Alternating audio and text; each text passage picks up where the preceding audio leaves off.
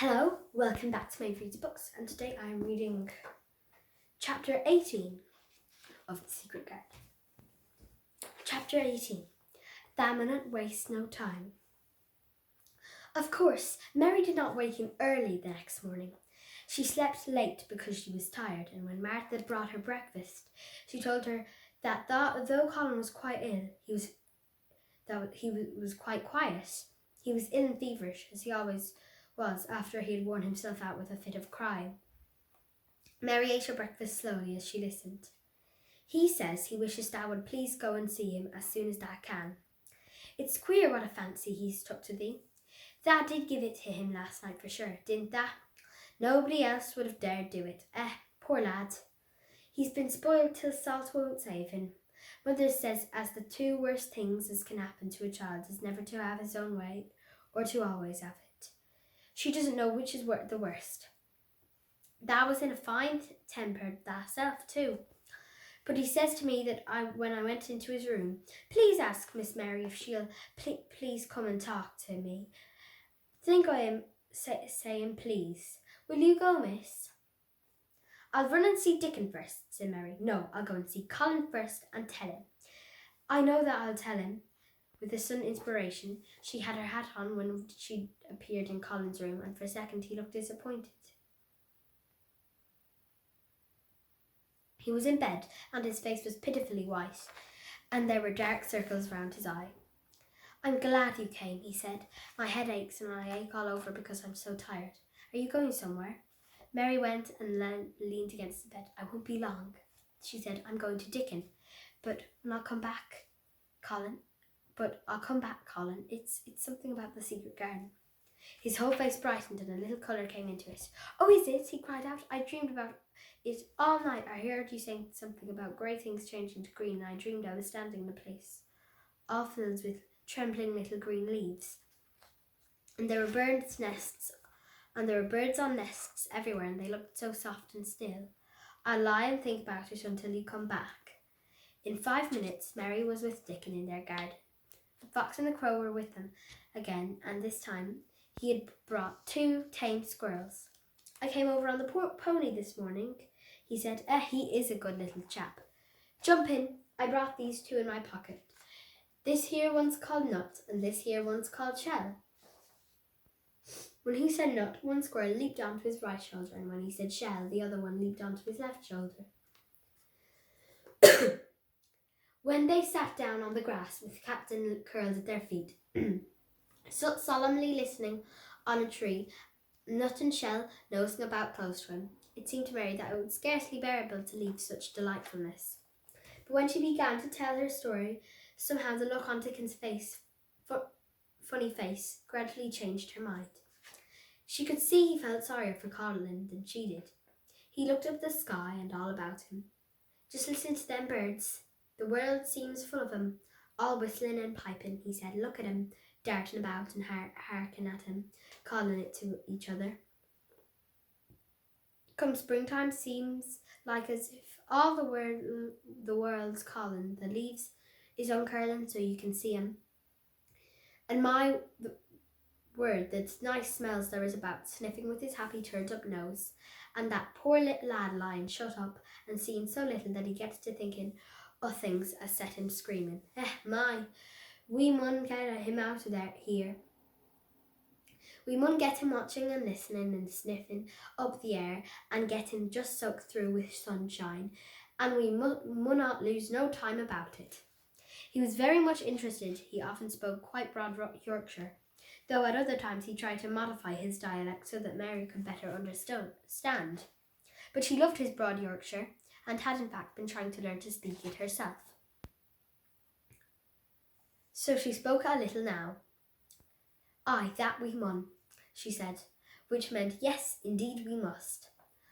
I'll tell thee what us'll do first, she proceeded, and Dickon grinned because when the little wench tried to twist her tongue into speaking Yorkshire, it amused him very much. He's took a greatly fancy to thee. He wants to see thee, and he wants to see Sut and Captain. When I go back to the house, I'll talk to him. I'll ask him if they cannot come and see him tomorrow morning. and bring thy creatures with thee.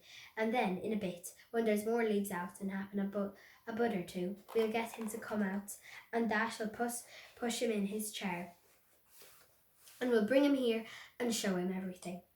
When she stopped, she was quite proud of herself. She had never made a long Yorkshire speech before, and she had remembered it very, very well.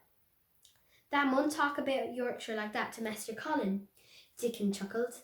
"That'll make him laugh, and there's nothing as good for ill folk as laughing is.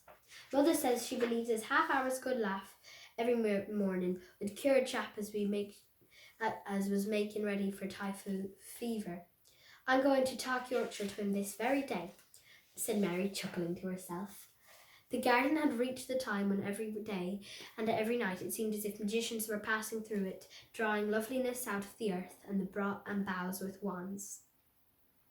It was hard to go away and leave it all, particularly as Nut and Shell had actually crept up onto her dress, and Shell had scrambled down the trunk of the apple tree.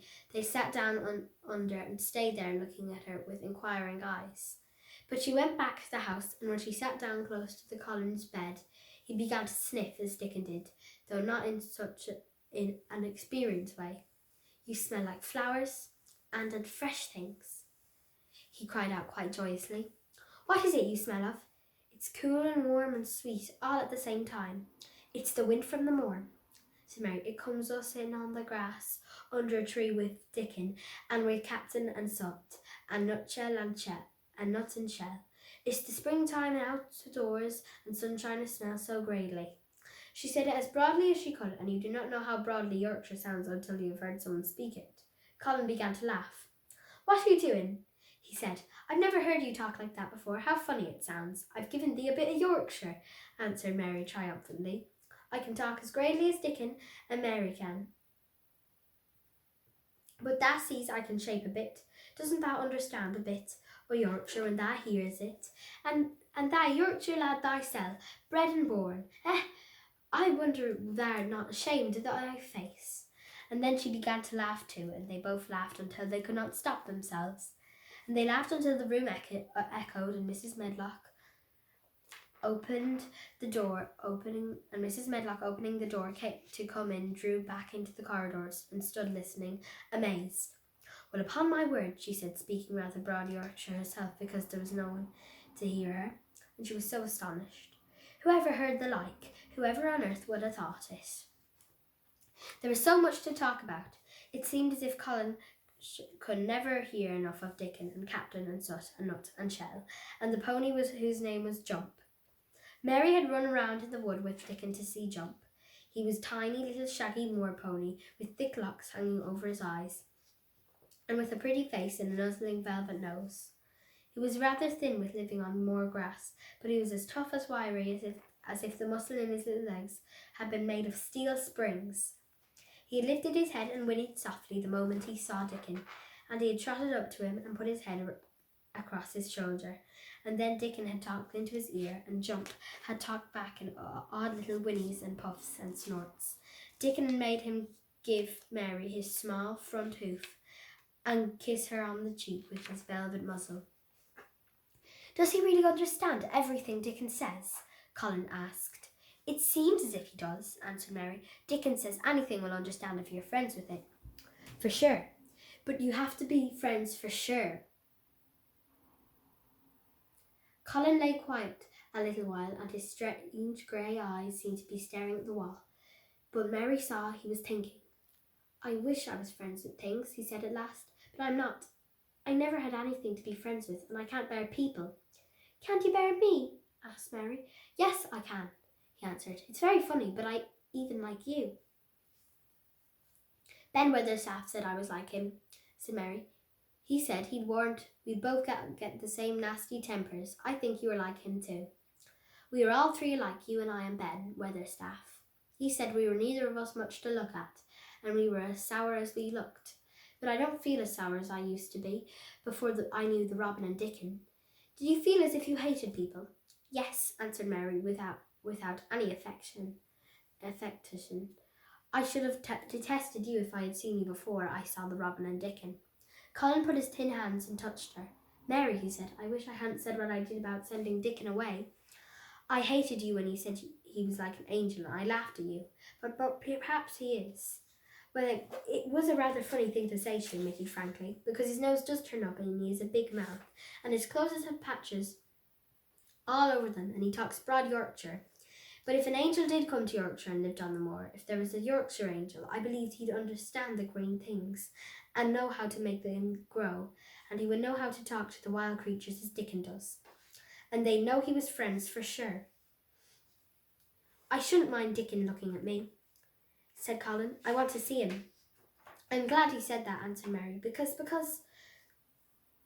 quite suddenly it came into her mind that this was the minute to tell him. Colin knew something new was coming. Because what? Mary was so anxious that she got up from her stool and came to him and caught hold of both his hands. Can I trust you? I trusted Dickon because birds trusted him. Can I trust you for sure? For sure, she implored. Her face was so solemn that he almost whispered his answer. Yes, yes. Well, Dickon will come to see you tomorrow morning, and he'll bring his creatures with him. Oh, oh, Colin cried out in delight. But that's not all. Mary went on, almost pale with solemn excitement. The rest is better. There is a door into the garden. I found it. It is under the ivy on the walls. If he'd been a strong, healthy boy, Colin would probably have shouted, Hooray, hooray, hooray! But he was weak and rather hysterical. His eyes grew bigger and bigger, and he gasped for breath. Oh, Mary, he cried out, with a half-sob. Shall I see it? Shall I get into it? Shall I live to get into it? And he clutched her hands and dragged her towards him. Of course you'll see it, snapped Mary indignantly. Of course you'll live to get into it. Don't be silly. And he was so unhysterical and natural and childish that she brought him to his senses, and he began to laugh at him. And a few minutes afterwards, she was sitting on her stool again, telling him not what she imagined the secret garden to be like, but what it really was, and Colin's aches and tiredness were forgotten, and he was listening enraptured. It is just what you thought it would be, he said at last. It sounds just as if you'd already seen it. You know I said that when you told me first. Mary hesitated, and then boldly spoke the truth. I had seen it, and I had been in, she said. I found the key and got in weeks ago, but I daren't tell you. I daren't because I was afraid I couldn't trust you. For sure.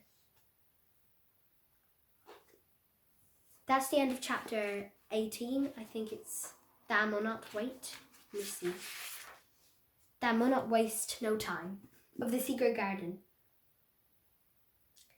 This is definitely when it gets good. We only have a few chapters left, but a lot of chapters, but I'll see if there's a content so I can see how many is left.